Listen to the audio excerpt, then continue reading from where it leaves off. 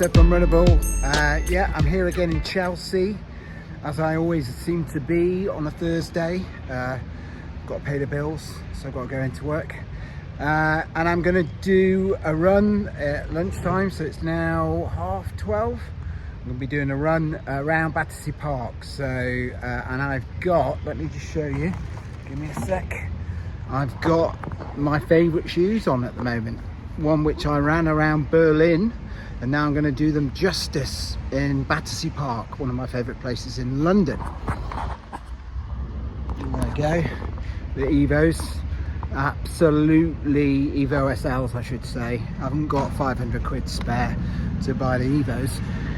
Absolutely brilliant shoes, love them to bits. Today's run is going to be more about tapering and what you should do in tapering. I'll mention the shoes a little bit because these are really good shoes to taper in, but yeah, it's going to be more around those of you who've got a marathon coming up, you're in your tapering period, what to do, what not to do, that kind of thing. Just because I've learned from experience, right, and I've got tapering completely wrong in the past, so this is, you're learning from Ed's mistakes here, which is a good thing, right? So stand by, watch the video. At the end of the video, some lovely wisteria. At this time of year, you get this amazing purple blossom, the wisteria, and some of this wisteria has been there for like over 100 years, right? So it's an amazing spectacle. So watch the video right to the end. If you're into your flowers like I am, we've all got our sensitive sides. You'll be amazed at this lovely wisteria on these old Chelsea houses. But this is not Gardener's World, say it right, Ed, Gardener's World. This is a running channel, and watch the run footage, then see the wisteria. Okay, see you later, bye bye.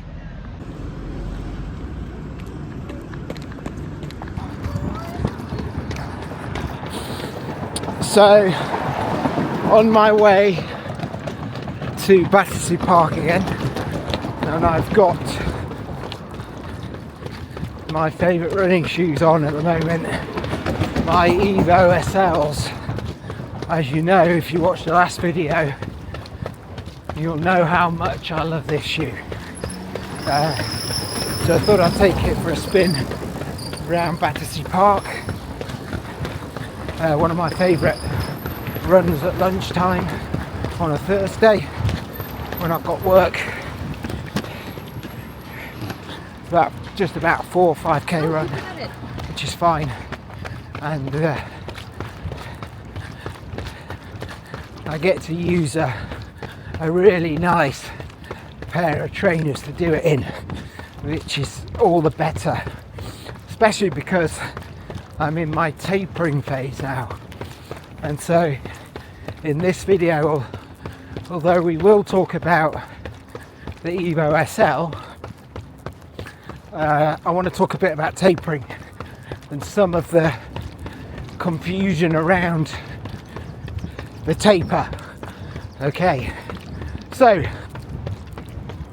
the first thing I think it's worth mentioning about taper is try not to treat a taper as a complete separate block from your marathon training. It's as part of the same block. It's kind of just an extension of your marathon training. It's your last little bit of your marathon training.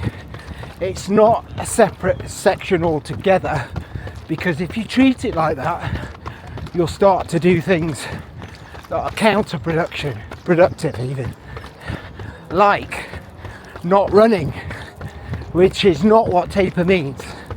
Okay, so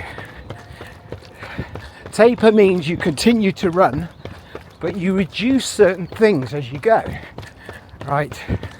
So it means if you've been doing, like me, loads of half marathon racing, and you've been doing loads of really fast 5k races, you're probably going to cut out the half marathon races in your taper, because that's too big a workout. But it's perfectly okay in your taper to do a park run, and you can do it at a decent pace Don't overexert yourself. By now you know your own body and what's acceptable and what isn't, and how you might risk injury, and you know, if you go too fast. So just use common sense. But for instance, on Saturday it'll be almost exactly 2 weeks before the London Marathon. I aim to do a park run, and I'll take it seriously as well. I won't race anyone at the end. I hope not, at least. Ed, please don't.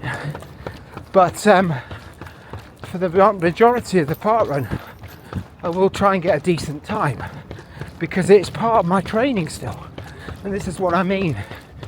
Don't give up on things because of the taper. But what I won't do towards the end of this month, like I've been doing throughout the year so far, is a half marathon.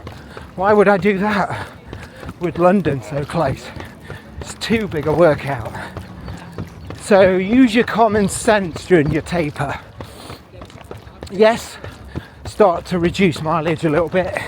Yes, don't do any really intense workouts like 20-mile races or half marathons where you really push yourself. But by all means, do some park runs. Keep your legs ticking over. The worst thing you can do now, folks, is nothing. And some people have this bonkers idea that tapering means let's stop doing all the stuff that's got us this far, because this is some kind of magical phase where you don't need to run and you'll retain all your fitness, you can eat what you want, and everything's going to be hunky-dory. It's still part of your marathon training block. Take it seriously. Get out there. Run with the same frequency. If you run every day, keep running every day. Just reduce the mileage. Now, in terms of intensity, there's a school of thought which says reduce mileage but keep the intensity. And the more I think about it, the more I'm coming round to that idea. So in the past, I'd always just reduce intensity and mileage a bit.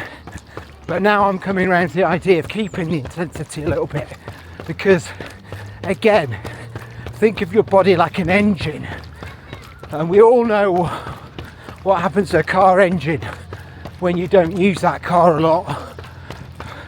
Not talking about electric cars here, by the way, just for those who are going to try and trip me up. Talking about your Ford Focuses of this world, which are going to stop working properly if you do not use them. Exactly the same with your body. So, like I said, don't be confused that the word taper means stop doing the good stuff that got you where you got to.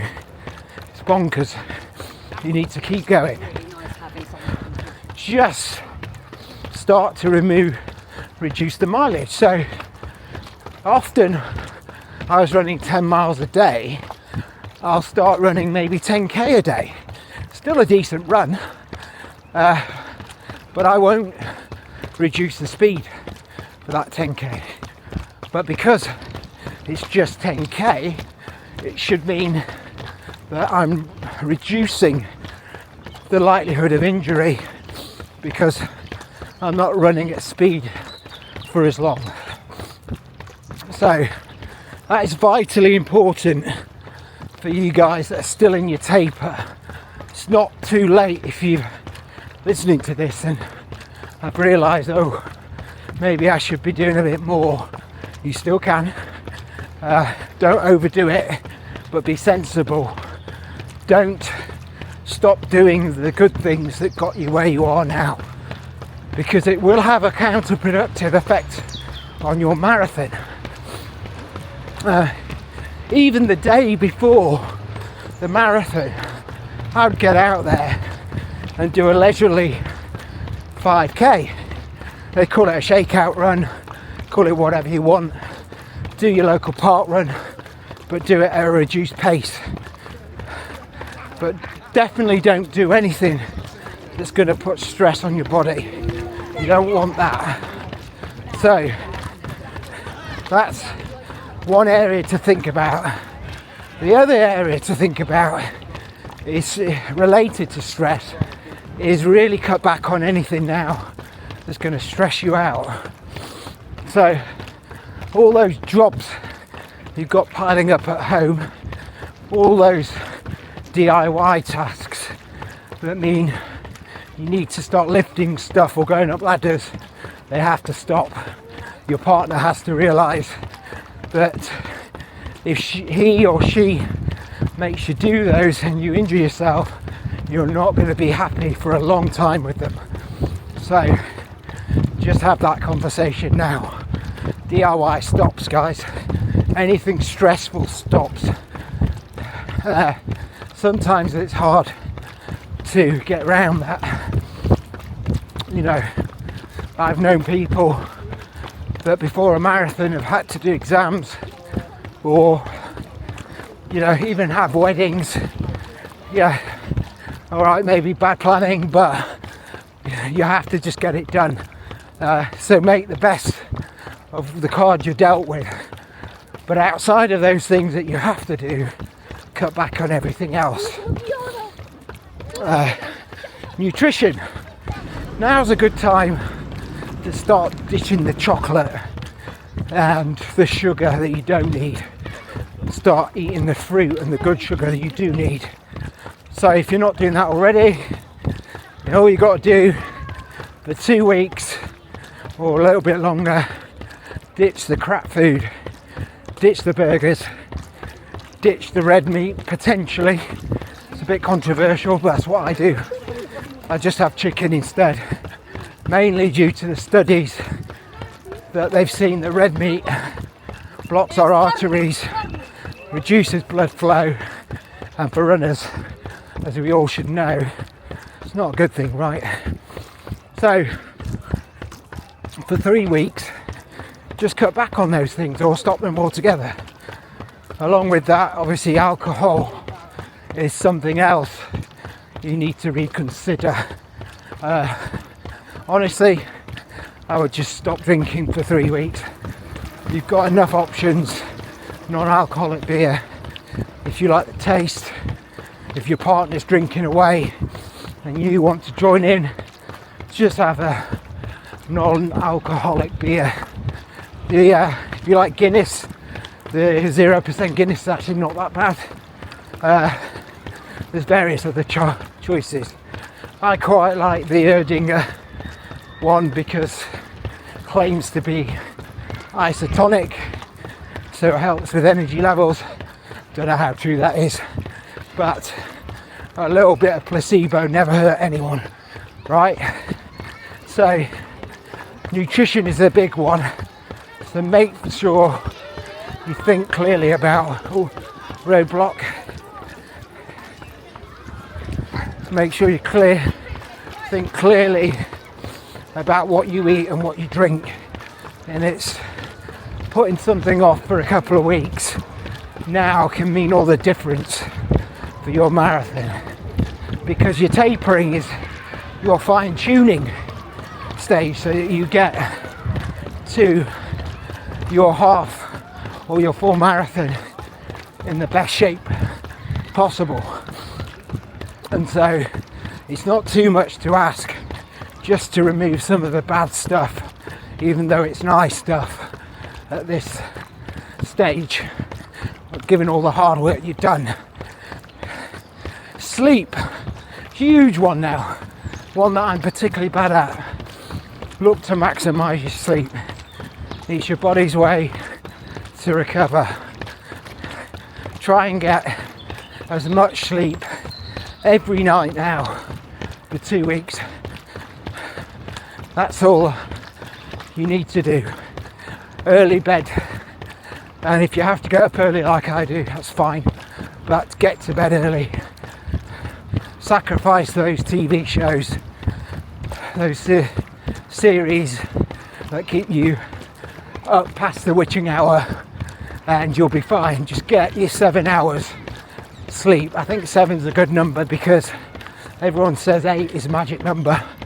None of us get 8, do we? To be honest, even if we go to bed early, still don't get 8. So 7 is great. Aim for 7, you'll be fine. Sleep is a massive one. Like I said, your body regenerates itself and it will thank you for giving it the rest it needs, the recuperation it needs come marathon day. So that's a big one.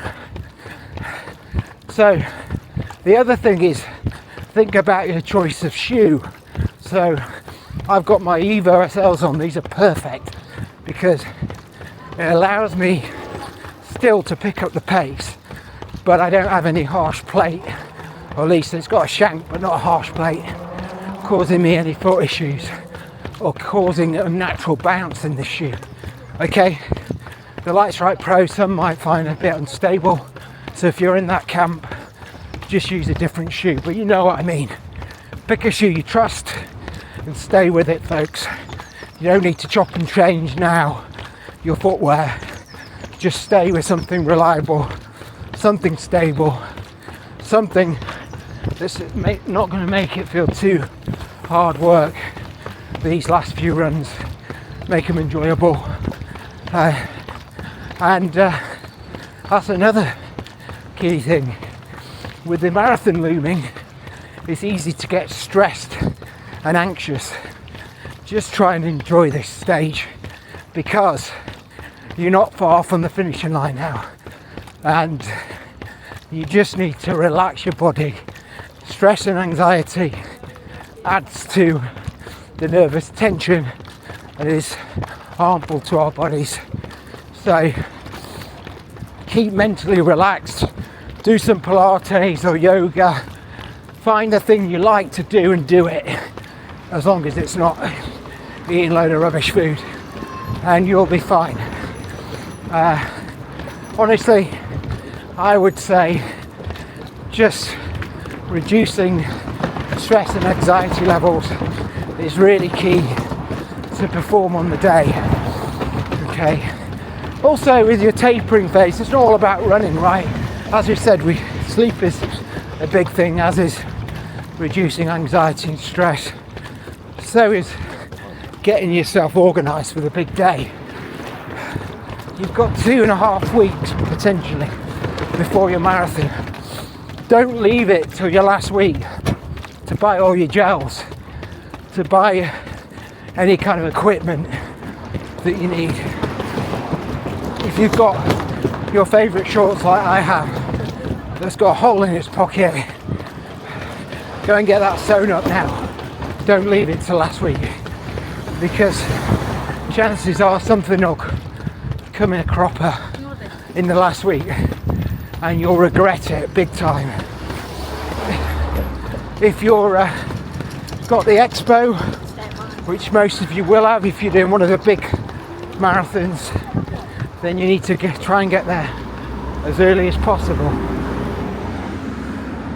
I would definitely try and avoid the day before, because that can be a bit of a nightmare. And that, folks, is Ed's tapering tips. Now I want to show you something else which is stunning. For those of you who like wisteria, check this out. Wow, I'm going to do that justice. Look at this. It's a forest of purple. My favourite plant, wisteria. Absolutely magical, particularly on these older buildings.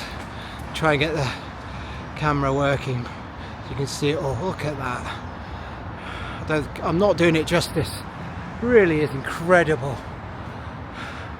And on these older this must be like 100 years old, this wisteria, and it looks absolutely fabulous. And with that, because I'm very happy at seeing this, because it means we're full swing into spring now, I'm going to leave you. Hopefully you found that useful.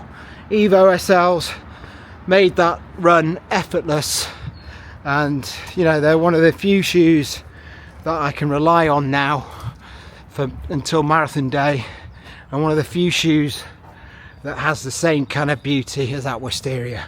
See you later folks, bye bye.